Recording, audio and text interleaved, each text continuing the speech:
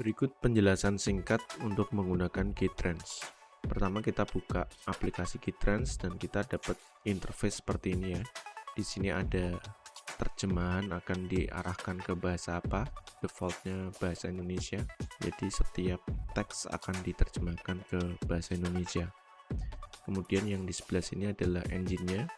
Bisa menggunakan engine Google, terus kemudian menggunakan server AI lokal Ollama dengan model di sini menggunakan Gemma 2 parameter 9B dan Gemma 2 dengan parameter 27B. Kalau GPU-nya kurang begitu powerful, disarankan untuk menggunakan parameter yang lebih kecil.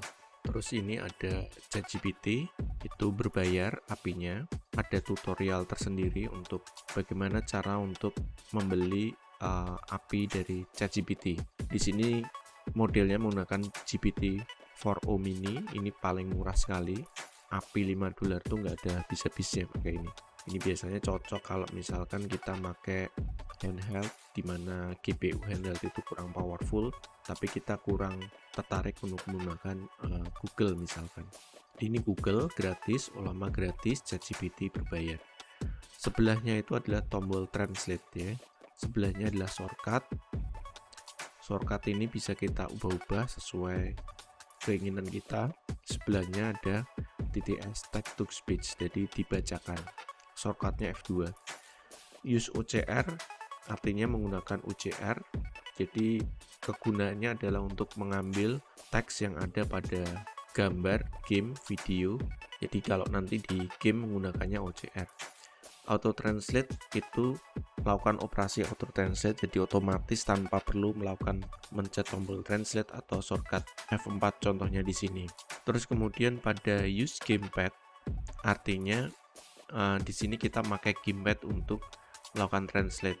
Dalam hal ini shortcutnya adalah R1. Tanpa panjang lebar lagi, langsung saja saya jelaskan Keytrans di games bagaimana cara menggunakannya. Karena Keytrans itu adalah didesain menggunakan shortcut, maka banyak kegiatan yang akan dilakukan menggunakan shortcut. Game mode adalah F1, draw area OCR itu tanda kutip, terus kemudian OCR overlay F5, terus kemudian untuk di use gamepad adalah RB. Oke, berarti saya menggunakan OCR, terus saya gunakan use gamepad. Saya tekan F1 game modenya, F1 lagi kembali ke window seperti ini. Di sini kita bisa memilih engine yang kita gunakan. Kita demo tiga-tiganya, kita coba ya, Google, Ollama, sama ChatGPT. OCR, use gamepad. Kita gunakan engine Google. Wow. Kita buat area yang akan diterjemahkan.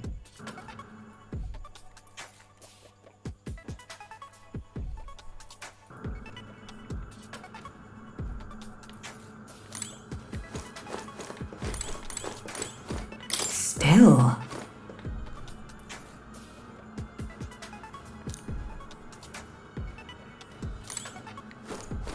Yaitu menggunakan Google ya. Kita coba sekarang menggunakan Ollama. Di sini ada 9B sama 27B. 27B tentu akan lebih akurat dibandingkan 9B, tapi bisa dicoba sendiri ya, idealnya mana yang akurat dan cepat. Apabila GPU-nya speknya terlalu tidak powerful, menggunakan 27B kemudian lemot, bisa menggunakan 9B. And so, pastikan Ollama servernya jalan, kalau tidak dia nggak mau. Titik-titik itu adalah proses loading karena hanya sekali aja di bagian awal si Ollamanya jalan. alright. Now then. Terus kemudian yang terakhir adalah ChatGPT. Ini sangat cocok sekali bila menggunakan handheld yang tidak mempunyai GPU yang powerful, tapi tidak mau menggunakan yang Google.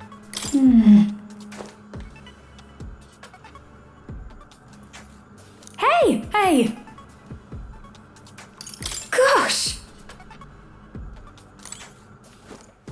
Oke, saya akan menjelaskan fungsi lain dari Keytrans yang selain untuk game. Kita juga bisa menerjemahkan situs-situs. Kali ini saya tidak akan menggunakan OCR karena memang bisa di blocking teksnya. Saya cukup menggunakan Google, kemudian saya menggunakan Auto Translate. Di sini bahasa apapun bisa diterjemahkan, bahasa Inggris, bahasa Jepang, Cina, otomatis akan diterjemahkan ke bahasa Indonesia.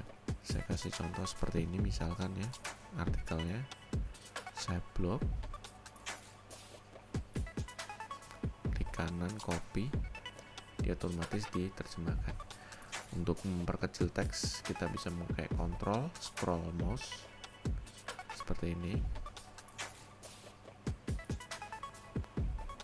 tinggal copy aja, otomatis akan langsung diterjemahkan.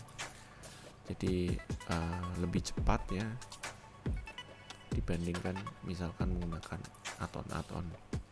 Oke, apakah manga bisa? Jawabannya bisa. Contohnya seperti ini ya.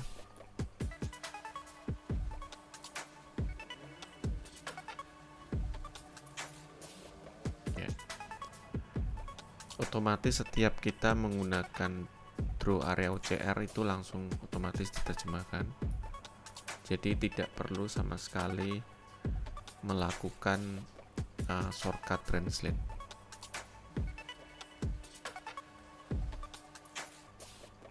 Ya, jadi kalau misalkan baca komik, vocab kita kurang, kita bisa menggunakan Keytrans sebagai alat bantu tanpa harus bolak-balik menggunakan translator.